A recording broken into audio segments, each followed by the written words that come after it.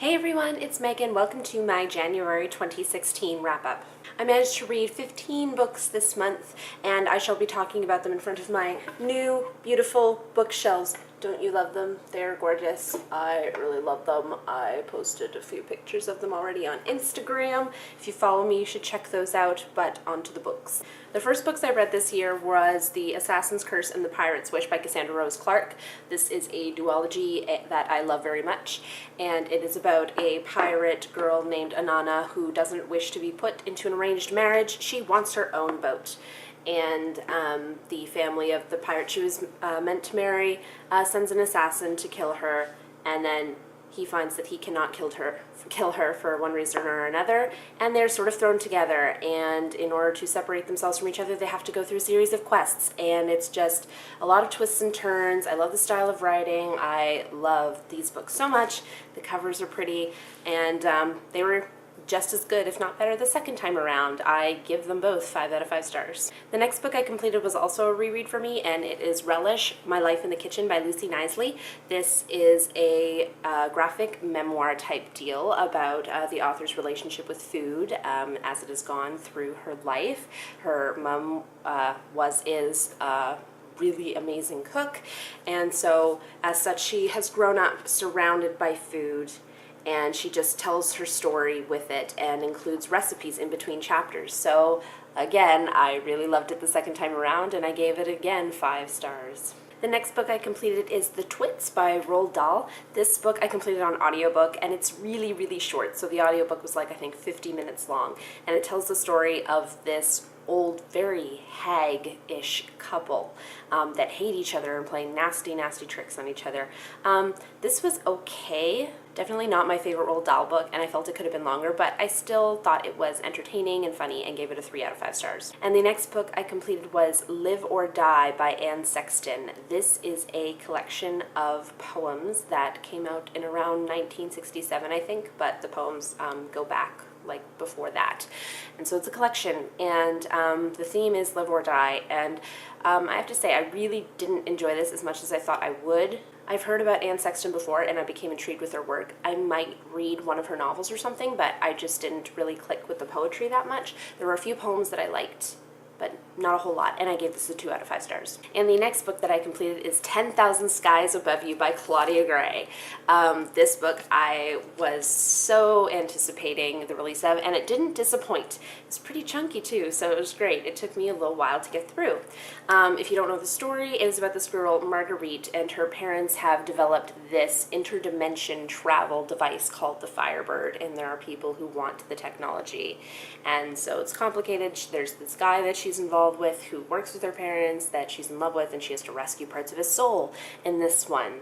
And so it was really good. I cannot wait for the conclusion, although it's only coming out in November, which really makes me mad. But this was good, really good. I gave this a 4 out of 5 stars. I then completed Where the River Takes Me, the Hudson Bay Company Diary of Jenna Sinclair by Julie Lawson. This is in a part of the Dear Canada Diary series, and it's pretty self-explanatory. I enjoyed this.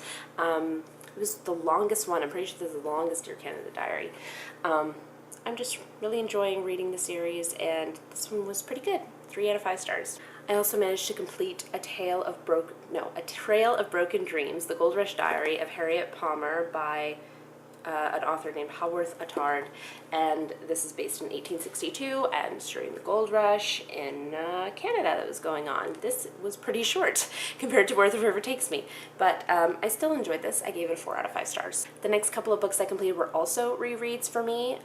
They were both graphic memoirs. The first one was Displacement, a travelogue by Lucy Knisley.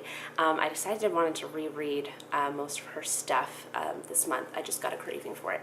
But in this one, she travels to Europe. I believe Sweden is her first stop, or Norway, and she's going there for a comic convention, but then she joins her mother in France, and so it's a lot of that, and a lot of food and a lot of beauty, architecture and art and stuff, and I really enjoyed it. I enjoyed rereading it. I gave it a 4.5, no, I think 5 out of 5 stars. I'm not sure if I mixed up the titles just now, but Age of License is the one that I just read. I managed to mix up the titles, I'm pretty sure, and the second one that I read was Displacement, a travelogue by Lucy Knisley, and this is one where she takes her elderly grandparents on a cruise for a week, and it's hectic, it's raw, it's beautiful, sometimes, a lot of times heartbreaking, quite frankly, but really significant and such a beautiful, loving letter to her grandparents. I really enjoyed it, 5 out of 5 stars.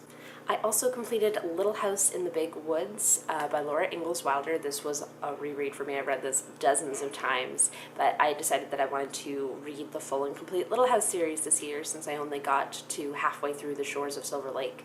And so, yeah, starting this month, I read Little House in the Big Woods, and it was amazing, as usual. If you don't know, this is about pioneer days of America, where a little girl lives in the big woods in a big log house with her family. It's charming, it's wonderful. There's a lot of descriptions of food and hunting and just general stuff going on at that time, and it's a fascinating historical read. I highly recommend that you read it if you haven't already, and of course I give this a 5 out of 5 stars. I also completed volumes 1 and 2 of Ouran High School Host Club. Bisco Hattori, I believe, is the author, and I love the TV series so darn much, but I always knew it was a manga, and my boyfriend's read it before, but I haven't, and so I decided to do so, to start doing it, and I'm really enjoying it so far. It's about this girl, Haruhi, who wants to find a quiet place to study in her high school one day. And she comes upon this special music room where there is a host club taking place, and she manages to knock over an extremely expensive vase, and in order to pay back her debt, she has to join the host club and get a certain number of customers to request her in order for her debt to be cleared. So yeah, really enjoying this so far. I think I gave each of them 5 out of 5 stars. And the second last book that I completed this month was The Adventures of Miss Pettifor by Anne Michaels, with illustrations by Emma Block. This came out last year, and it is just an amazing and charming middle grade novel for first readers, I believe, but it seems a little more advanced than that. But there is a pink ribbon, and this, like, even the end papers alone are just beautiful watercolor gouache type illustrations. There's just beautiful illustrations throughout the book, and it just tells in a series of chapters, or rather short stories, the adventures of Miss Pettifor. She gets her handkerchief there. She has different kinds of handkerchiefs, and she catches the wind and blows away and takes all of her cats with her. See, they all start here and they continue in the back. She has a lot of cats, like 10 or 15 cats, and it's wonderful. She loves to read and eat pastries, so lovely. Lovely, lovely book. I gave this a 5 out of 5 stars, and I want to own it myself so bad. It's on my Amazon wish list now. And the last book that I managed to complete this month was Baba Yaga's Assistant by Marika Makula.